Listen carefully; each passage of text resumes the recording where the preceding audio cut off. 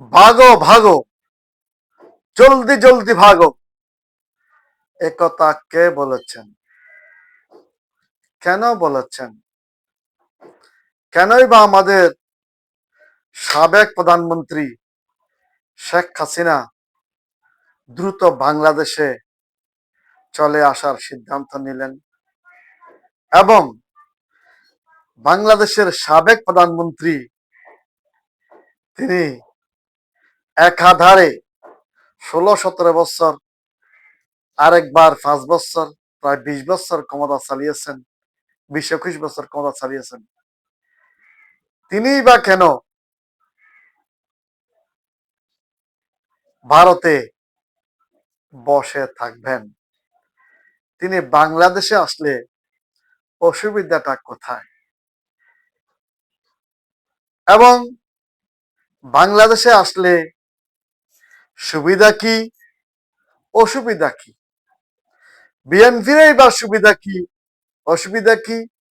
জামাতের বা সুবিধা কি, অসুবিধা কি? আমাদের রাষ্ট্রের সুবিধা কি, অসুবিধা কি? এই নিয়ে কিছু আলোচনা এখন আমি করার চেষ্টা করব, কারণ সোশ্যাল মিডিয়ায় ইতিমধ্যে ভাইরাল হয়েছে যে শেখ হাসিনা আসছে। অনেকে প্রশ্ন করতেছে শেখ হাসিনা আসতেছে। আমি বললাম, শেখ হাসিনা আসলে আপনার অসুবিধা কোথায়? আমার অসুবিধা কোথায়? আমরা তো চাই শেখ হাসিনা বাংলাদেশের নাগরিক, বাংলাদেশে আসুক। তিনি বাংলাদেশে অনেকদিন রাষ্ট্র ক্ষমতা পরিচালনা করেছেন, একাধারে 16-17 বছর, এবং এর আগে 96 থেকে 2001 পর্যন্ত 5 বছর, প্রায় 20-21 বছর তিনি ক্ষমতায় বাংলাদেশে ছিলেন। বাংলাদেশে গত কিছুদিন আগে সাবেক একজন মন্ত্রী, চট্টগ্রামের কৃতি সন্তান জনাব ইঞ্জিনিয়ার মোশাররফ হোসেন সাহেব যখন মারা গেল, আমাদের চট্টগ্রাম বিএনপির এক নেতা বললেন যে বাংলাদেশের রাজনীতিতে, চট্টগ্রামের উন্নয়নে, বাংলাদেশের উন্নয়নে তার অনেক অবদান আছে। যদি তাই হয়, তিনি তো শেখ হাসিনার ক্যাবিনেটের একজন মন্ত্রী ছিলেন মাত্র, আর শেখ হাসিনা ছিলেন বাংলাদেশের প্রধানমন্ত্রী। তাহলে একজন মন্ত্রীর যদি অবদান থাকে, প্রধানমন্ত্রীর কি অবদান থাকতে পারে? সুতরাং বিএনপি নেতারাই যে বরণ করে নিবেন এবং এক সময় বলবেন যে শেখ হাসিনার অবদান অনেক, কারণ মরার পরে যদি গুণগান করতে পারেন, বেঁচে থাকলে গুণগান করলে অসুবিধা কোথায়? জানি না এটা আমরা বললে আবার পাপ হবে কিনা। যাই হোক, কথা হচ্ছে আমরা বিভিন্ন সময়ে বিভিন্ন বিষয়ে কথা বলি। আজকে ওই বিষয়ে দু একটি কথা বলবো, যে আমরা শুনতে পাচ্ছি শেখ হাসিনা দ্রুতই বাংলাদেশে আসছেন।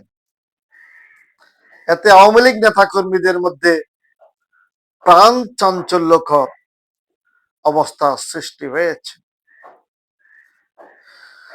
এবং রাষ্ট্রে এই বিষয়ে আলোচনা হচ্ছে।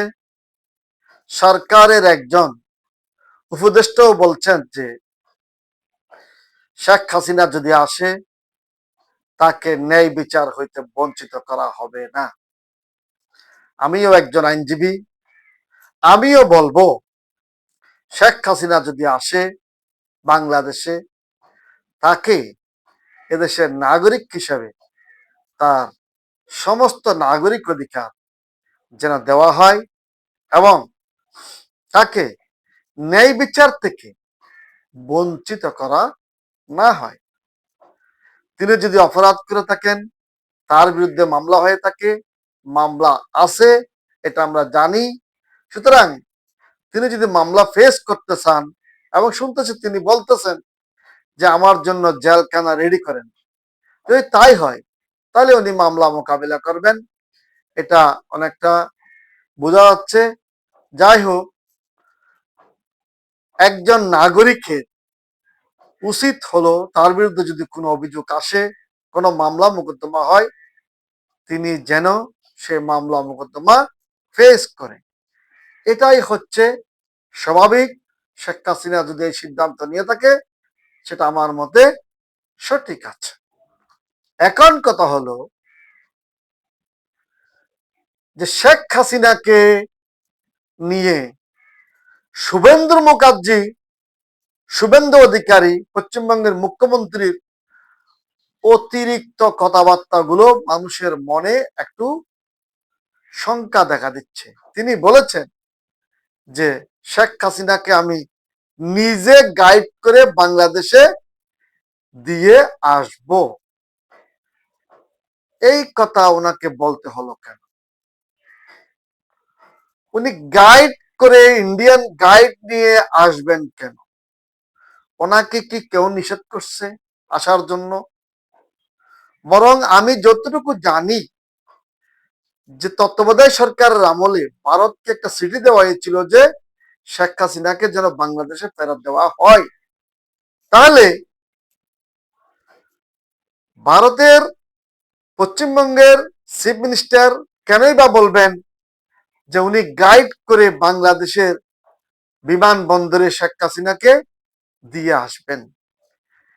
এবং ভারতের চিফ মিনিস্টারের কতগুলো কথা যা আমাদের মনে, বাংলাদেশের সাধারণ জনগণের মনে একটু প্রশ্ন দেখা দিচ্ছে।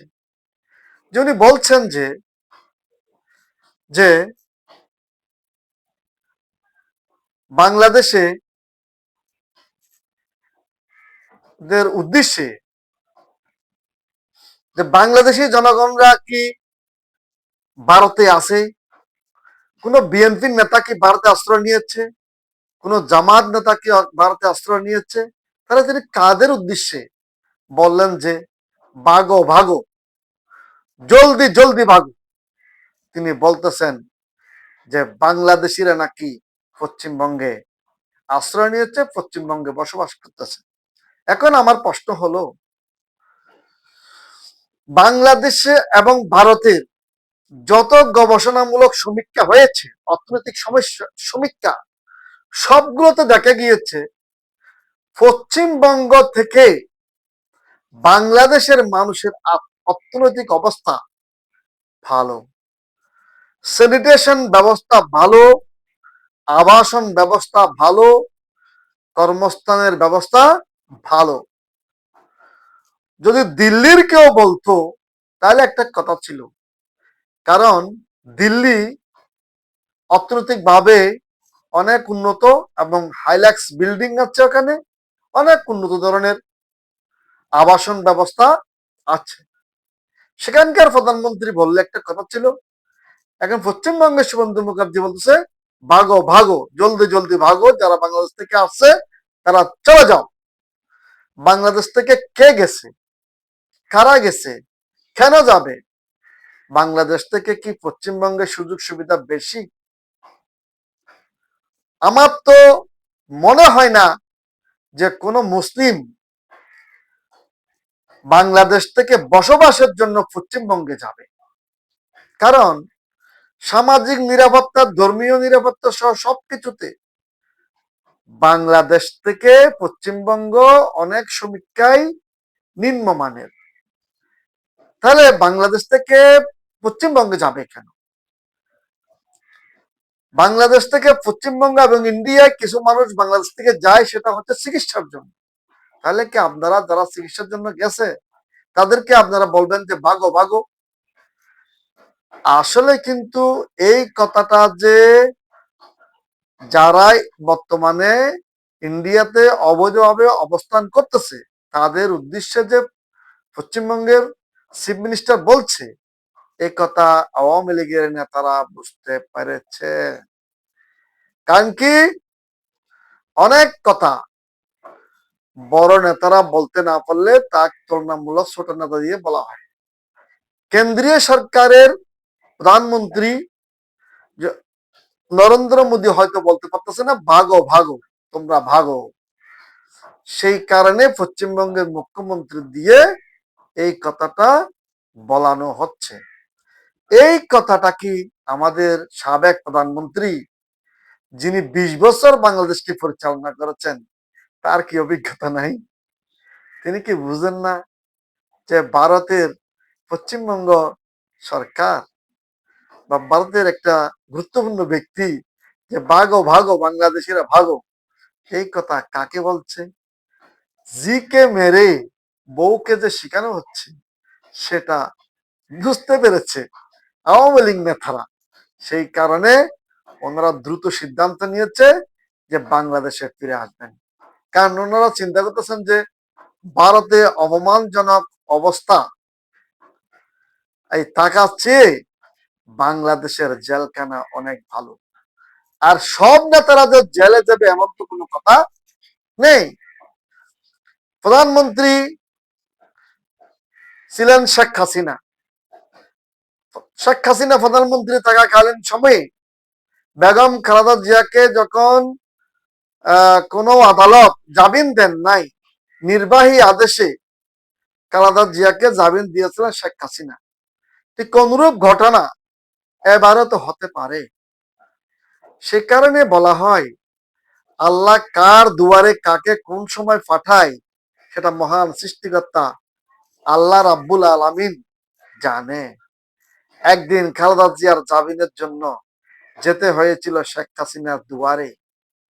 আজকে হয়তো এমনও হতে পারে যে শেখ হাসিনাকেও যখন কোনো আদালত হয়তো জামিন দিবেন না, বা দিতেও পারে নাও দিতে পারে, না দিলে হয়তো উনি বেগম খালেদা জিয়াকে তো আর পাবেন না। এখন উনার ছেলে আছে জনাব তারেক জিয়া, যিনি বাংলাদেশের বর্তমান প্রধানমন্ত্রী। উনি ইচ্ছে করলে শেখ হাসিনাকে নির্বাহী আদেশে জামিন দিতে পারেন।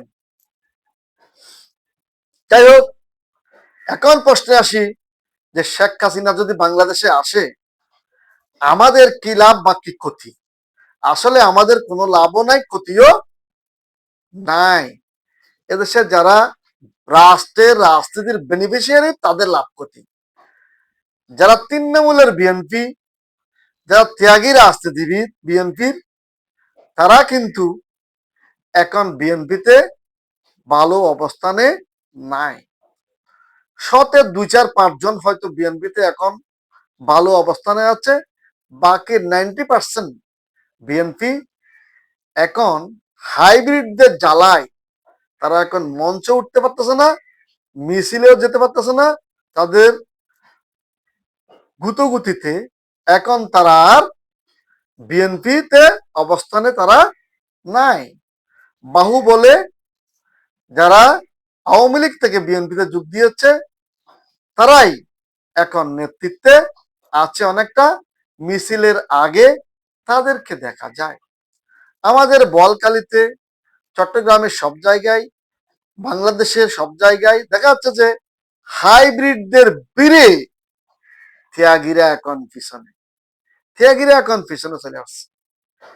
আওয়ামী লীগের অনেক নেতা বিএনপিতে যোগ দিয়েছে, মাঠ পর্যায়ে বিশেষ করে নেতারা বিএনপিতে যোগ দিয়েছে। এখন যখন কিন্তু আওয়ামী লীগ চলে আসবে, শেখ হাসিনা বাংলাদেশে চলে আসবে, আওয়ামী লীগের প্রাণ চাঞ্চল্যকর অবস্থা হবে। আওয়ামী লীগ নেতারা যখন তাদের নিজ ঠিকানা খুঁজে পাবে, তখন নিশ্চয় আওয়ামী লীগের যে সমস্ত নেতা বিএনপিতে যোগ দিয়েছে তারা আবার আওয়ামী লীগে চলে আসবে। বা যারা এখন ওই নিরাপত্তার জন্য, বেঁচে থাকার জন্য বা যে কোনো প্রকারের সুযোগ সুবিধা গ্রহণ করার জন্য বিএনপির লেজুর ভিত্তি করতেছে, তারা হয়তো আবার আওয়ামী লীগে চলে আসবে। আবার এমনও হতে পারে যারা বিএনপির কিছু নেতা, যারা বিএনপি ক্ষমতায় আসলেও বিএনপির দ্বারা অনেকটা নির্যাতিত হয়েছে, অবহেলিত হয়েছে, তাদের মধ্যেও কিছু নেতা কিন্তু শেখ হাসিনা ফিরে আসলে বা আওয়ামী লীগ পুনর্বাসিত হলে তারা কিন্তু আবার বিএনপি থেকেও কিছু নেতা আওয়ামী লীগে যোগ দিতে পারে। কারণ রাজনীতিতে শেষ কথা বলে কিছু নেই। আওয়ামী লীগের অনেক নেতা একসময় বিএনপির দুর্দিনে বিএনপিতে যোগ দিয়েছিলেন, যাদের মধ্যে অনেকেই আছে বর্তমানে এমপিও হয়েছে। ঠিক অনুরূপ ভাবে বিএনপিতে এখন যারা বঞ্চিত হচ্ছেন, মাঠ পর্যায়ে মিছিল মিটিং এ যারা যেতে পারতেছেন না, বা বিএনপিতে যাদের জায়গা হচ্ছে না, বিএনপিতে মানুষ এত বেশি হয়ে গেছে যে বিএনপির মঞ্চ ওটা কঠিন হয়ে গেছে। তারা যখন কিছুটা আওয়ামী লীগে সুযোগ সুবিধা পাবে বা মঞ্চ উঠতে পারবে, তখন দেখা যাবে যে তারা আওয়ামী লীগে যোগদান করবে, আওয়ামী লীগের মিছিল মিটিং এ তারা যাবে। এটাই রাজনীতি। কারণ সব মানুষ আর খাওয়ার জন্য, মন্ত্রী হওয়ার জন্য, এমপি হওয়ার জন্য রাজনীতি করে না। সুতরাং বিএনপিতে যারা বঞ্চিত হয়েছে রাজনীতি থেকে, আমি অতীতের অভিজ্ঞতা থেকে বলতে পারি যে বিএনপিরও এরকমের কিছু লোক হয়তো দেখা যাবে যে আওয়ামী লীগে যোগ দিতে পারে। আওয়ামী লীগ যদি পুনর্বাসিত হয়, আওয়ামী লীগ যদি এদেশের রাজনীতি পুরোদমে করতে পারে, তাহলে এদেশের রাজনীতির জন্য ভালো হবে। কারণ গণতন্ত্রে, এদেশের গণতন্ত্রে বিশেষ করে শক্তিশালী দল হলো বিএনপি, আওয়ামী লীগ, জামাত, জাতীয় পার্টি। এই চারটি দলের বিশেষ গুরুত্ব আছে। তার মধ্যে আওয়ামী লীগ এবং বিএনপি বারে বারে সরকারে গিয়েছে। সেই কারণে আমি বলছি, নিরপেক্ষ দৃষ্টিকোণ থেকে যদি বলি, আওয়ামী লীগ যদি রাজনীতিতে ফিরে আসে, তাহলে এদেশের গণতন্ত্রের জন্য ভালো হবে, এদেশের রাষ্ট্রীয় ইমেজের জন্য ভালো হবে, বিদেশে যে বাংলাদেশের বামমূর্তি, সে বামমূর্তির জন্য ভালো হবে। কারণ কি, যে আওয়ামী লীগ যদি দুষ্ত্রুটি করে থাকে, আওয়ামী লীগ যে দুষ্ত্রুটি করেছে সেজন্য তারা সাজা পেয়েছে, তারা ক্ষমতাচ্যুত হয়েছে, তারা মামলা মোকদ্দমার আসামি হয়েছে, তারা সেগুলোকে ফেস করবে। আমাদের দেশের একটা বিষয় হলো, যখন গণতন্ত্র তাকে দেখা যায়, একটি সরকার একবারের অধিক ক্ষমতায় তাকে থাকতে পারে না। 2008 সালে যখন আওয়ামী লীগ ক্ষমতায় আসলো, 14 সালে অটোমেটিক্যালি বিএনপি ক্ষমতায় আসার মতো অবস্থা হয়েছিল। সেই বিষয়টি আওয়ামী লীগ বুঝতে পেরে যে সংবিধান সংশোধন করে তার অধীনে নির্বাচন করে, যে আওয়ামী লীগ একাধারে 14, 18, 21, 24 এই তিনটে নির্বাচনকে কলঙ্কিত করায় আওয়ামী লীগের আজকে এই অবস্থা। যাই হোক, জনাব তারেক জিয়া সাহেব দীর্ঘদিন ব্রিটেনে ছিলেন, উনি গণতন্ত্র সম্পর্কে বুঝেন। আমি আশা করি উনি যদি সঠিকভাবে গণতন্ত্র পর্যালোচনা করেন, গণতন্ত্রকে চালু রাখেন, তাহলে হয়তো দেখা যাবে যে ওনার আনুকূল্যে আওয়ামী লীগ হয়তো আবার ফিরবে, রাজনীতি করবে, এবং আগামী নির্বাচনটা একটা পার্টিসিপেটরি ইলেকশন হবে। এবং সেই কারণে সরকার না বললেও সরকারের একজন উপদেষ্টা, গুরুত্বপূর্ণ উপদেষ্টা বলেছেন যে শেখ হাসিনা যদি বাংলাদেশে আসে, তাকে ন্যায় বিচার থেকে বঞ্চিত করা হবে না। এখন অন্যরা কে কি বললো সেটা বড় বিষয় নয়, সরকার হচ্ছে বড় ফ্যাক্টর। সরকারের আনুকূল্য পেলে হয়তো আওয়ামী লীগ আবার ফিরবে, আনুকূল্য না পেলেও যে ওরা ফিরবে না একথা বলা যায় না। কারণ জামাতকে নিষিদ্ধ করা 7 দিনের মাথায় আওয়ামী লীগকে পতন হতে হয়েছিল। অনুরূপ ভাবে একটি বড় রাজনৈতিক সংগঠনকে আপনি নিষিদ্ধ করে কদিন রাখবেন? এবং আওয়ামী লীগের প্রতি বিশ্বের বড় বড় রাষ্ট্রগুলোর কিছুটা যে সমর্থন আছে তা তো বোঝা যাচ্ছে। শুভেন্দু না হলে কেনই বলতেছে যে শেখ হাসিনাকে বাংলাদেশে উনি গাইড করে নিয়ে আসবেন। এইভাবে যাক, আমার কথা হচ্ছে যে আমরা আর বিশেষ কিছু বলবো না। শেখ হাসিনা আসলে বিএনপির ত্যাগী নেতাদেরও মূল্যায়ন হবে, এটা বুঝতে হবে। কারণ কি, এখন বিএনপির ত্যাগী নেতাদেরও মূল্যায়ন হচ্ছে না। কারণটা কি, বিএনপিতে হাইব্রিডদের ভিড়ে ত্যাগীরা এখন ভালো অবস্থানে নাই। সেই কারণে যখন শেখ হাসিনা আসবে তখন দেখা যাবে যে যারা হাইব্রিড সুবিধাবাদী তারা কিন্তু আবার সে আগের অবস্থানে চলে যাবে। কিছু লোক আছে জোয়ারের আগে বাটির পিছনে থাকে। সুতরাং আওয়ামী লীগে যখন আবার কিছুটা জোয়ার আসবে তখন দেখা যাবে যে তারা আবার সেখানে চলে যাবে। আর তখন বিএনপির তৃণমূল পর্যায়ে যারা প্রকৃতপক্ষে বিএনপিকে ভালোবাসে তারা বিএনপির দুর্দিনে আবার বিএনপি করবে। যাই হোক, সকলকে ধন্যবাদ। কেউ মনে কষ্ট নিবেন না, এগুলো সোশ্যাল মিডিয়ায় বারে বারে আসতেছে, সবার মনে প্রশ্ন দেখা দিচ্ছে, আমার মনেও প্রশ্ন আসছে। সেই কারণে আমি দুটি কথা বললাম।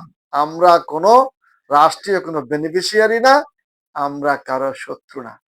দেশের মঙ্গলের জন্যই বলছি যে কেউ কারো প্রতি বিদ্বেষ পোষণ করবেন না, মব জাস্টিসের প্রতি এগিয়ে যাবেন না।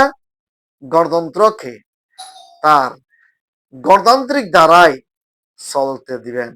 সেটা আওয়ামী লীগ হোক, বিএনপি হোক, জামাত হোক, জাতীয় পার্টি হোক, যেভাবে হোক না কেন, যদি আপনি আমি সহনশীল আচরণ না করি তাহলে আবার নিজের উপরও এক সময়ে এগুলো বর্তাইয়া যাবে।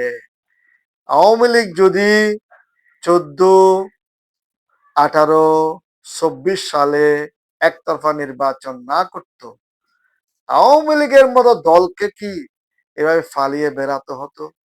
শুভেন্দুর মতো একজন চিফ মিনিস্টার, বাংলাদেশের একজন প্রধানমন্ত্রী কিংবা বাংলাদেশের নেতাদেরকে উদ্দেশ্য করে হোক অনির্দিষ্ট করে হোক বলতে পারতো ভাগো ভাগো, জলদি জলদি ভাগো।